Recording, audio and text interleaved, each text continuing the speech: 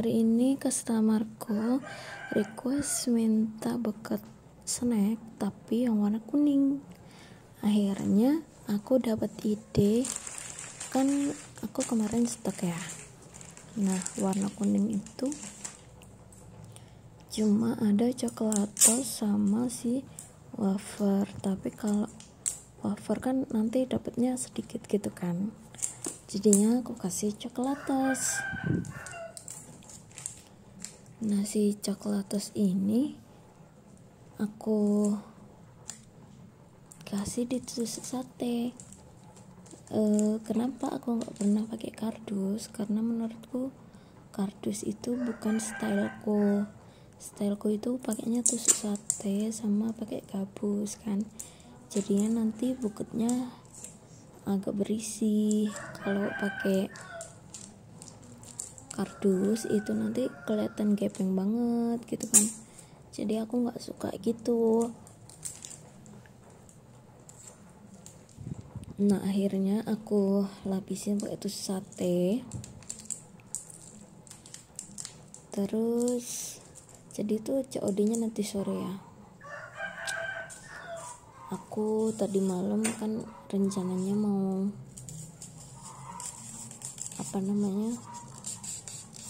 mau bikin stok buket yang 15 ribuan itu, yang kecil-kecil itu kan. Cuman karena aku ngantuk, ya udahlah aku tidur, nggak jadi. Terus aku bangun tadi jam 4 apa jam 3 gitu, dan di sini hujan. Kalian di sana hujan nggak sekitar jam segitu tadi? Kalau hujan berarti tempat kita samaan gitu kan. Lanjut, akhirnya aku kepikiran gitu kan, aduh buketnya sore diambilnya, ya udahlah aku bawanya hari ini. Terus buat stok buketnya rencana sih nanti malam gitu kan. Kalau nggak males jadi tuh ya, apa cuma aku atau kalian juga kalau mau memulai sesuatu tuh ada aja rasa malesnya tuh, apalagi kalau di dekat kasur gitu kan. Matanya tuh berasa kayak dilem gitu ya, nggak sih? Kalian juga nggak sih? Ya semoga lebih semangat lagi gitu kan, nggak terpengaruh sama si kasur. Ya ampun, kasur ini memang ya, padahal kasurnya tuh diam, kita selain aja. Terus lanjut, ini aku pakai tisu soalnya kertas tisu khusus buket itu punya aku habis stoknya. Jadi aku mau kasih si tisu ini. Kenapa tisunya dilecek-lecekin? Karena menurutku lebih bagus. Jadi kalau kita mau buat buket berisi itu kan, yang bagian depan itu kan dilipat-lipat gitu ya. Nah, kalau si kertasnya ini lecek, yang ditaruh di depan malah lebih bagus. Coba deh kalian buat kayak gitu. Sebenarnya ya, aku tadi tuh buat ini tuh sempat insecurenya tuh gini kan, aku kalau buat buket kanan sama kiri nggak sama ya, mesti ada yang lebih tinggi sebelah. Nah, aku tuh insecure, aduh ini jadi enggak gitu kan. Soalnya yang sebelah kiriku itu selalu terlihat kayak lebih jelek gitu kan.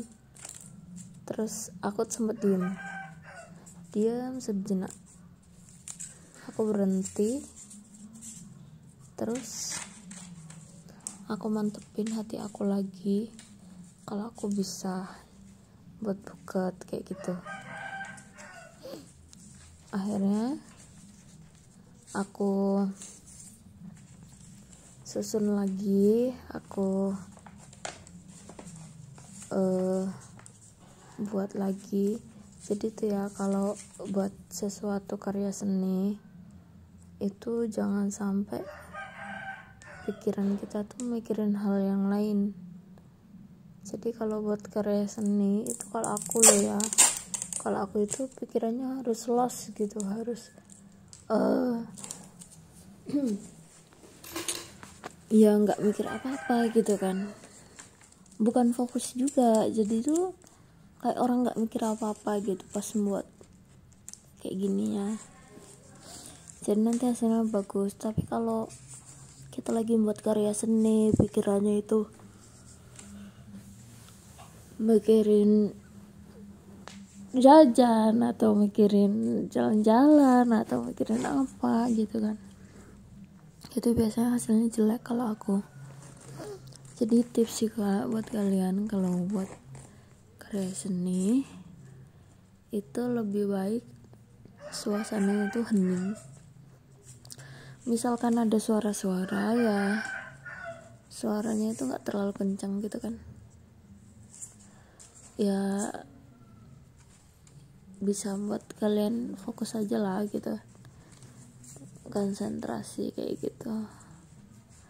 Terus ini aku lanjut, sebenarnya aku mau full, tadinya warna krem, tapi aku kepikiran kalau krem itu jelek nanti hasilnya gitu kan. Ya bagus sih, mungkin bagus, cuman aku lebih suka yang menantang, yang warna itu ngejreng dicampur kalem. Jadi tuh meskipun harganya murah, terus isinya juga nggak terlalu banyak, tapi dia bagus gitu kan. Ya soalnya yang kita jual ini bukan snack, bukan isi, tapi yang kita jual ini adalah karya seni. Jadi ya tahu kan ya, kalau karya seni itu harganya emang mahal meskipun isinya sedikit. Ya memang kayak gitu.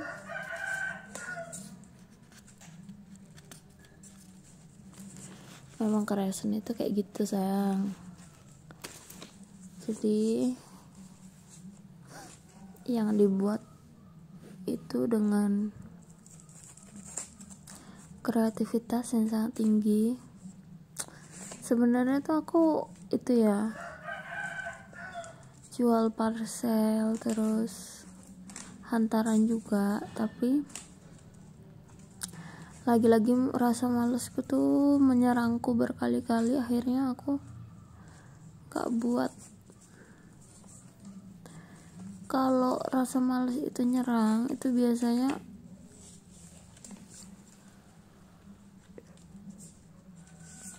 ide-ide itu nggak bakal muncul, dia tenggelam gitu kan.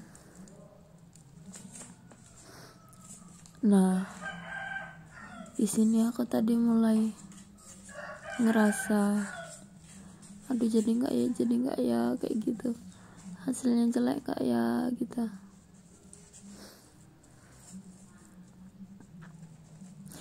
Tapi dengan keyakinan semua itu bisa aku lewatin, dan akhirnya aku ada di tahap ini.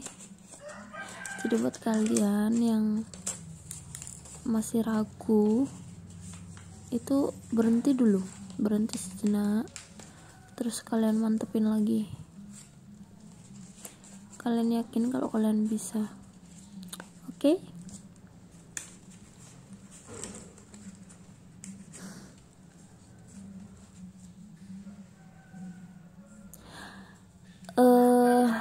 Kemarin itu temanku bilang gini ya,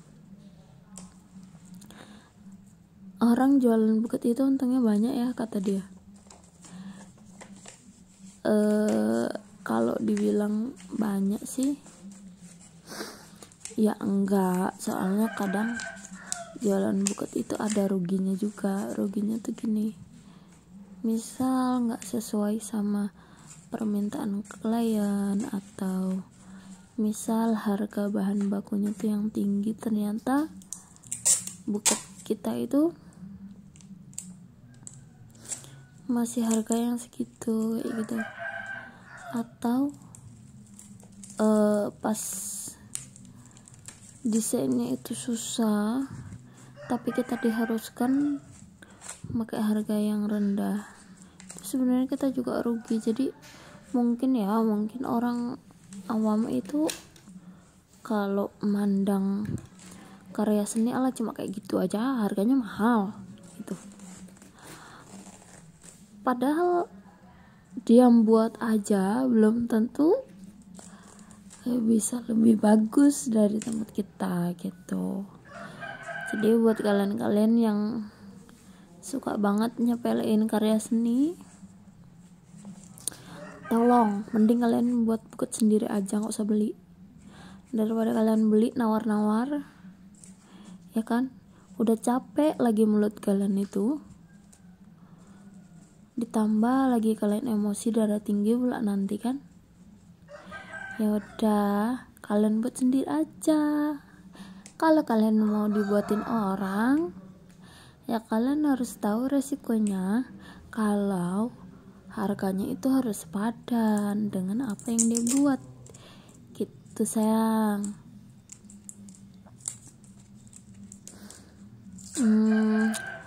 Aku mau salam-salam juga nih buat yang komen, yang udah komen, udah nge-like, yang udah nge-subscribe juga.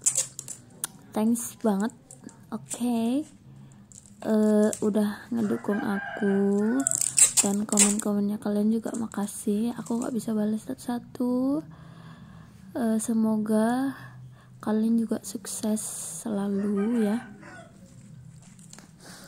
Dan kalian juga bisa ngikutin buku tutorial-tutorial dari aku. Misalkan emang banyak yang kurang, iya emang ini banyak yang kurang, tapi kalian juga bisa tulis di kolom komentar kurang apa gitu, bisa, biar aku bisa lebih baik lagi.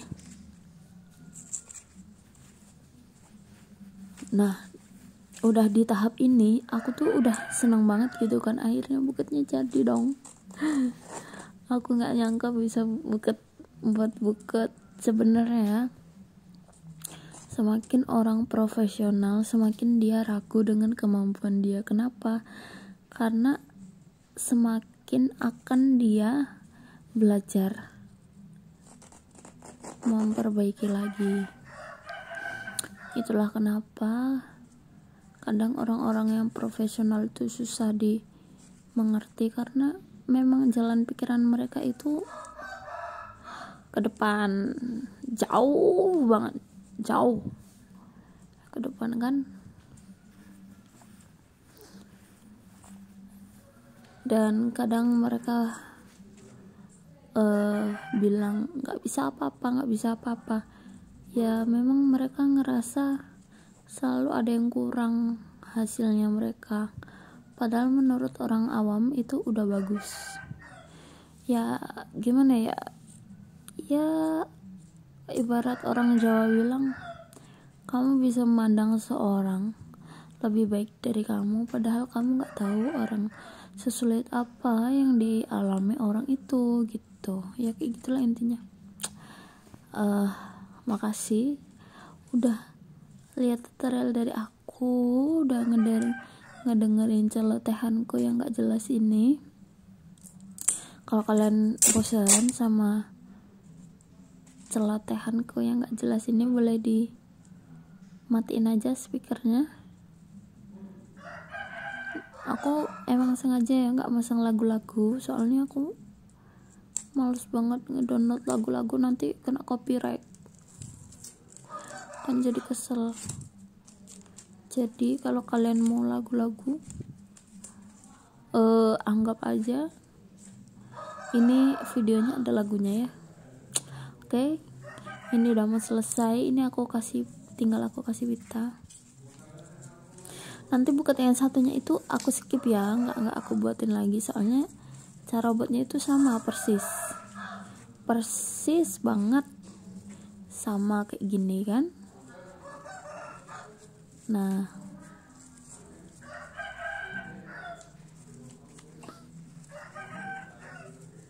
Ini kenapa pitanya aku milih yang warna oranye, harusnya putih ya atau warna keemasan gitu, cuman karena stok pitaku tuh yang warna putih habis, jadi aku pakai yang warna kuning ini, kuning oranye ini, tapi kayaknya masuk juga kok.